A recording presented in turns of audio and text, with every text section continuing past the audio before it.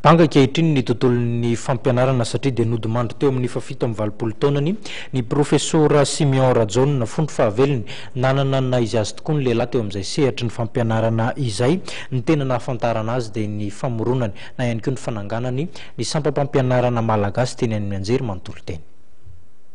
Tamin'ny 24 febroary 1970 niteraka tao Ambohimanga tompoko la Simeon Rajon nanana maha izy azy teo amin'ny lafiny fampianarana ny teny malagasy izy fony fahavelony. Izy ihany koa nanokatra ny sapana malagasy voalohany teny amin'ny anjery manontolo. Taoriany nahazony ny baka dia nandrato fianarana tany ivelany izy, ary izy ihany koa ny malagasy voalohany nahazo ny fankatoavana ny fahalalana grammaire frantsay tamin'ny taona 570. Nampianatra herintaona tany amin'ny lycée Gallieni. Olona tia fianarana tokoa raha i professeur Simeon Rajon, manambady izy ary niteraka 5, manana zafikely 12. Anisan'ny zavatra tena nilofosany tamin'ny fiainany tokoa ny fianarana satria dia tsy nijanona ny fahalalana izy. Tia mamaky boky izy, mandrapikipo ny masony raha ny filazan'ireo taizany.